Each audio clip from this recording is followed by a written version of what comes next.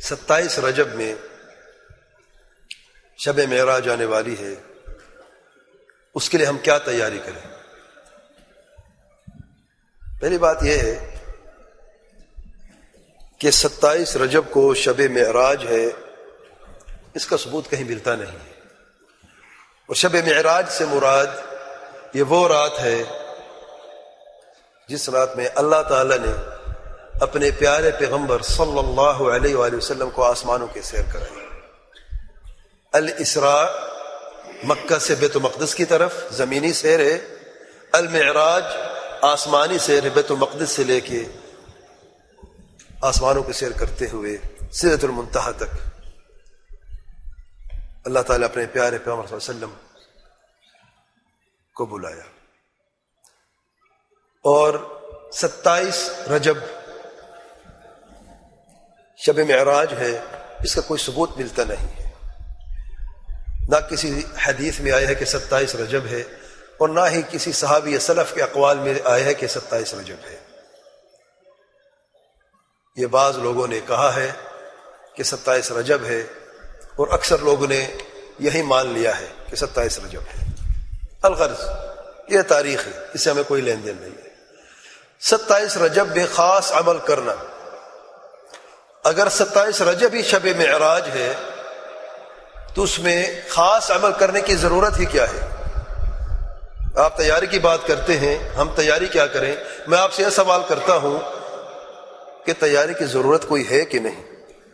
تیاری سے مراد آپ کی ہے ہم کون سی عبادات کریں، کس چیز کا اہتمام کریں تاکہ ہمیں اللہ تعالیٰ سے عظیم اجر و ثواب حاصل ہو۔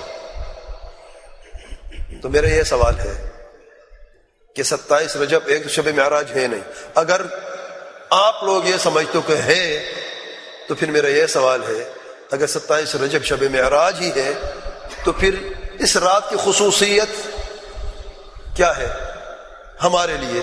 خصوصیت ہی اللہ تعالیٰ کے پیارے پیغمبر صلی اللہ علیہ وسلم کے لیے، ان کے لیے خاص تھی۔ امت کے لیے کیا خصوصیت ہے؟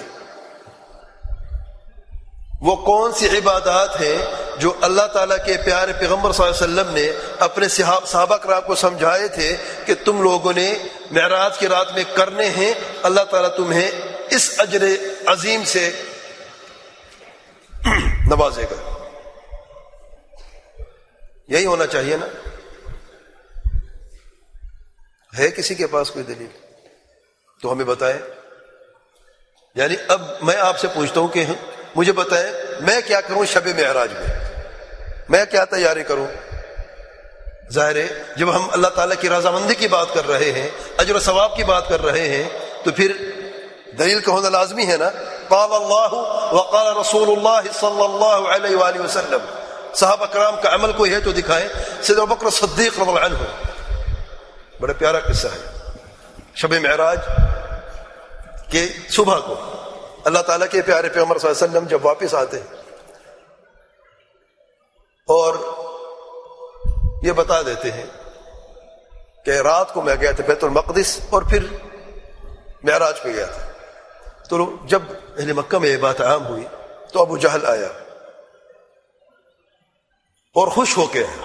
ابو جہل ہمیشہ ناراض ہوتا تھا، آج خوش ہے ابو جہل کہ آج محمد کا جھوٹ میں نے پکڑا ہے، نعوذ باللہ، صلی اللہ علیہ وآلہ وسلم۔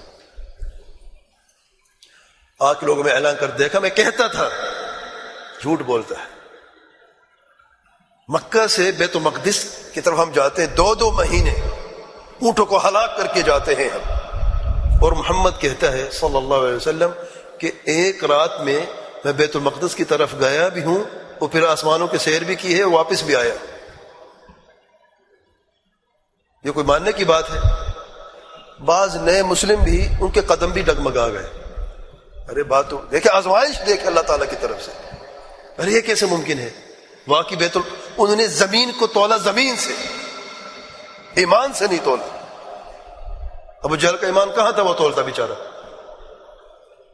جو جہالت کا باپ ہے۔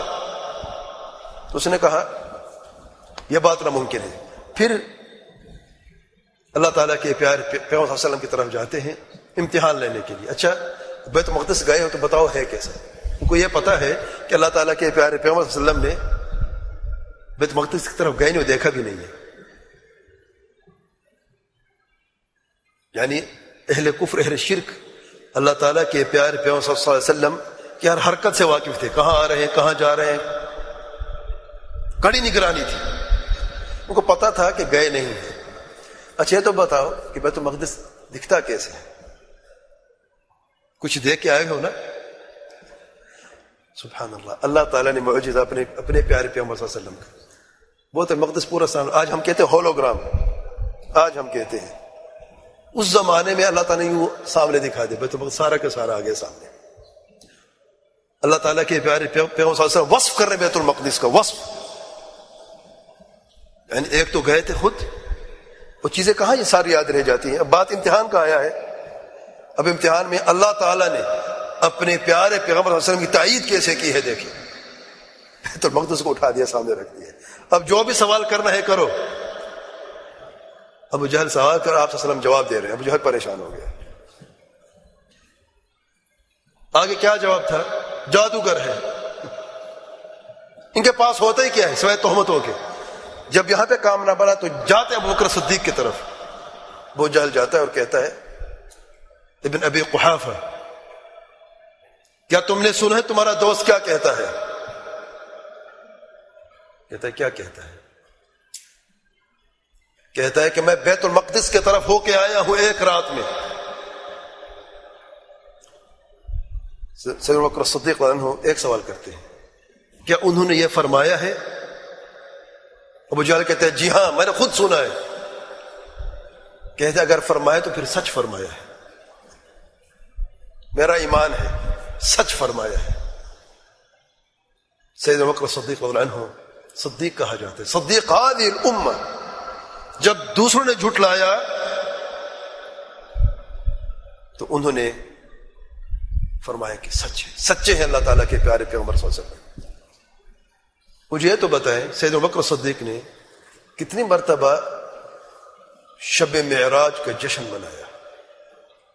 ایک دفعہ تو منایا ہوگا نا زندگی میں، ایک مرتبہ، یا یہ تو پوچھا ہوگا کہ اللہ تعالیٰ کے پیارے پیغمبر صلی اللہ علیہ وسلم میرا ایمان ہے کہ آپ بیت المقدس کی طرف بھی گئے ہیں، آسمانوں کی سیر بھی کی ہے، یہ بہترین رات ہے، یہ بابرکت رات ہے، میرے رہنمائی تو کریں، میں اس رات میں کروں تو کیا کروں؟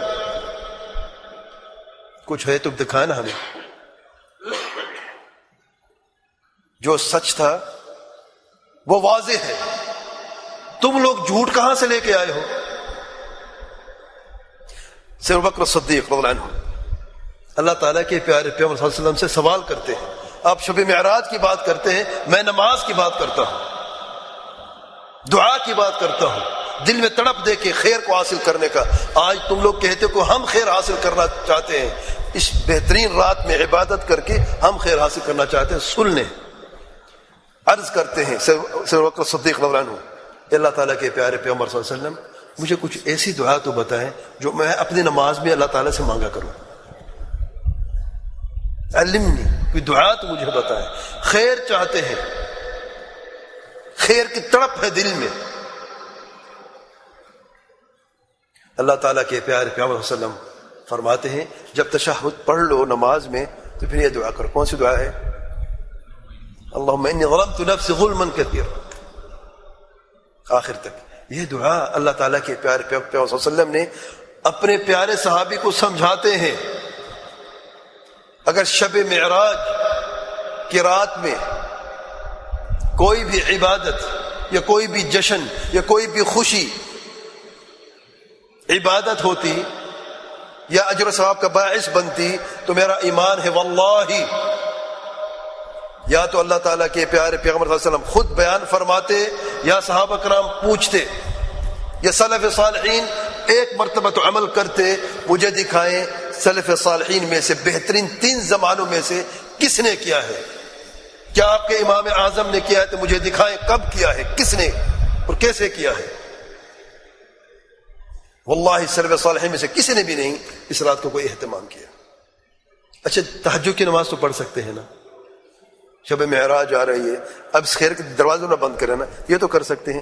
یہ بھی نہیں کر سکتے ان لوگوں کے لیے جو پورا سال نہیں تہجد کی نماز پڑھتے، صرف اس رات میں پڑھنا چاہتے ہیں، حقیقت و تہجد نہیں پڑھنا چاہتے۔ وہ اس رات کا جشن منانا چاہتے ہیں تہجد کی نماز سے. ارے تہجد نماز پڑھنا بدعت ہے؟ نہیں، تہجد کی نماز بدعت نہیں ہے، لیکن اس رات میں تہجد کی نماز پڑھنا بدعت ہے. اچھا یار وہ تو رات ہے، 27 رجب کو صبح عمرہ تو کر سکتے ہیں. اب یہ نہ کہنے یہ بدعت ہے. 27 رجب کو عمرہ کرنے میں کوئی حرج نہیں ہے، بشرط یہ کہ کوئی شخص عمرہ کرتا آیا ہو اور عمرہ کرتا ہو اور اس وقت میں عمرہ 27 رجب پہ آ گیا ہے. کس نے پہلے سے تیاری کی ہو کہ میں نے فلان دن کو جانا ہے، کل کیا ہے، ہفتہ ہے، ہفتے کو میں نے عمرہ کرنا ہے، اسے پتہ ہی 27 رجب ہے. پھر پتہ چلا کہ 27 رجب ہی ہے تو عمرہ کر لیا اس نے. لیکن ایک شخص ہے انتظار کرتا رہتا ہے، تاڑ میں رہتا ہے، 27 رجب آئے کہ میں عمرہ کروں گا، اس کا یہ عمرہ بدعت ہے. اگر 27 رجب کو کرتا ہے 27 رجب کی وجہ سے، عمرہ بھی نہ کریں، تہجد بھی نہ پڑھیں، تو پھر کیا کریں؟ بادروا بالاعمال، عادت بنا لینا. اچھا موقع ہے، اگر 27 رجب کو ہی آپ نے تہجد پڑھنا ہے تو آج سے روزانہ تہجد پڑھنا شروع کر دیں، بشرطے کہ پورا سال پر 27 بیچ میں آئے گی کہ نہیں آئے گی تب پڑھ لینا. عمرہ کرنے کا اہتمام کرنا شروع کر دو. اگر مصادفتاً کبھی 27 رجب میں عمرہ آ بھی جائے تو تب کر لینا. تو تعظیم تہجد کی نماز کی ہے، تعظیم عمرے کی ہے، تعظیم عبادت کی ہے. 27 رجب کی کوئی تعظیم نہیں ہے.